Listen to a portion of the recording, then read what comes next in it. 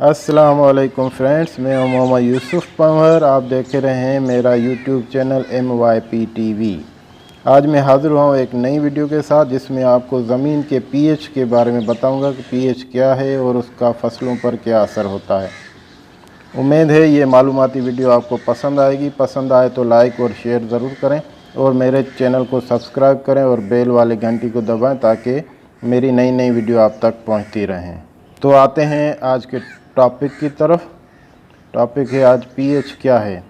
PH का मतलब होता है पोटेंशियल ऑफ हाइड्रोजन, यानी किसी चीज़ में हाइड्रोजन आयंस का इर्तिकाज़ या मिकदार कितनी है, ये उस चीज़ की पीएच बताएगी। पीएच को 0 से लेकर 14 तक नापा जाता है। 0 से 7 नंबर तेज़ाबियत को ज़ाहिर करता है।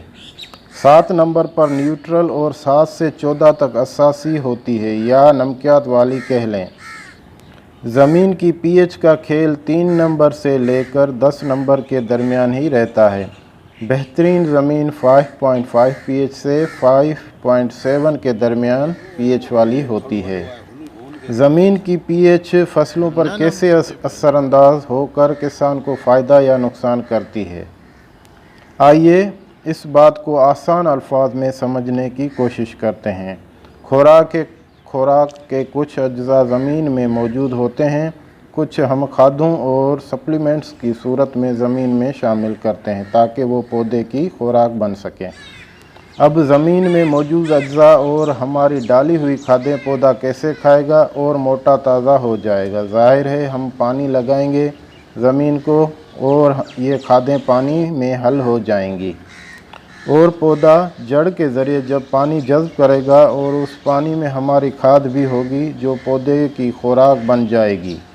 ये तो है आइडियल सूरत हाल, मगर जब पीएच कम या ज़्यादा हो तो सूरत हाल अलग होगी। जब ज़मीन ज़्यादा तेज़ाबी या असासी नमकीन हो तो हमारी डाली हुई खादें और ज़मीन में पहले से मौजूद अज्जा का पानी के साथ केमिकल रिएक्शन नहीं हो पाता, जिसके नतीजे में खादें पानी में हल होकर दस्तयाब नहीं हो पाती बल्कि बेकार हो जाती हैं।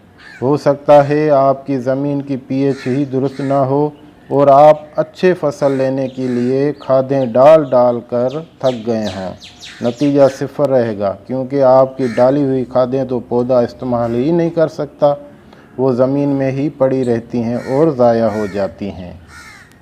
ज़मीन में कुछ अज्जा ऐसे होते हैं जो तेज़ाबी ज़मीन में पौधे को दस्तयाब हो सकते हैं, असासी में नहीं, और कुछ ऐसे अज्जा हैं जो असासी ज़मीन में तो पौधे को दस्तयाब हो सकते हैं मगर तेज़ाबी में नहीं।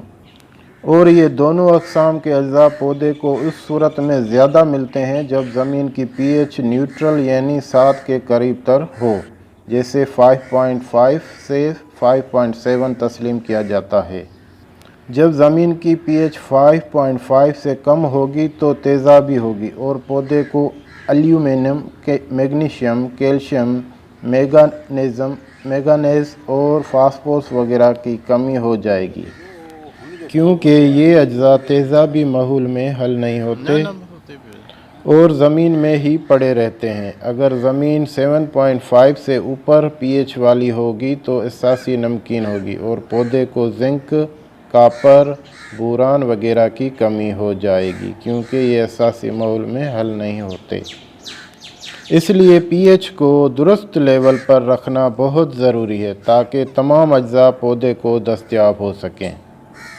इस बात को हमेशा याद रखें कि कुदरत ने पीएच का बहुत अहम किरदार रखा है।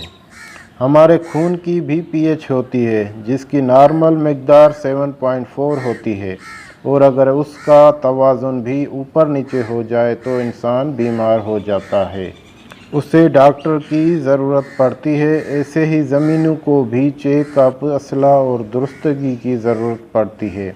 ज़मीन को लेबॉर्ट्री से चेक करवाया करें ताकि पता चल सके कि उसे कौन सी बीमारी है और उसे क्या दवाई देनी है। एक दूसरे को देखकर खादों और जहरों का इस्तेमाल न किया करें कि हमसाये किसान ने 2 बोरी यूरिया डाली है, मैं भी 2 बोरी यूरिया डाल देता हूँ।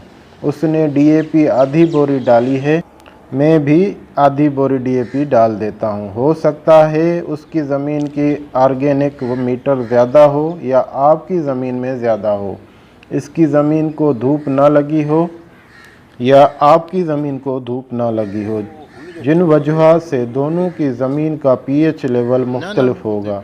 ये वजह है कि एक साथ 2 एकड़ की पैदावार में वाज़े कमी पेशी देखने को मिलती है।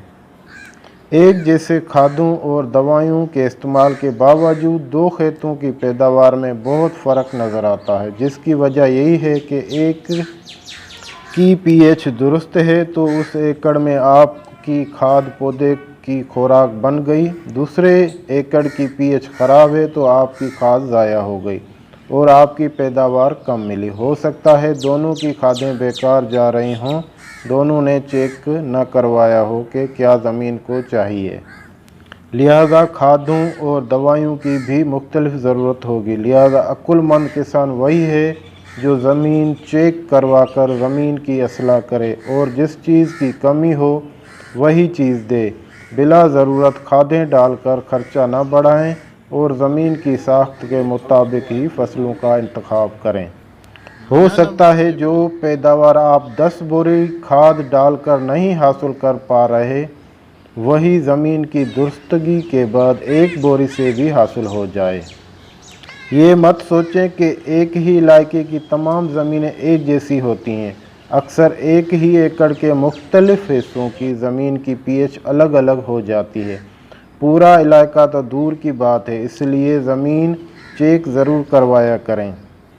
उम्मीद है ये वीडियो आपको पसंद आई होगी। पसंद आई है तो मेरे चैनल को सब्सक्राइब करें और बेल वाली घंटी को दबाएं ताकि इस तरह की नई मालूमाती वीडियो आप तक पहुंचती रहें। तब तक अल्लाह हाफिज़। तो नए वीडियो में बाद में मिलते हैं।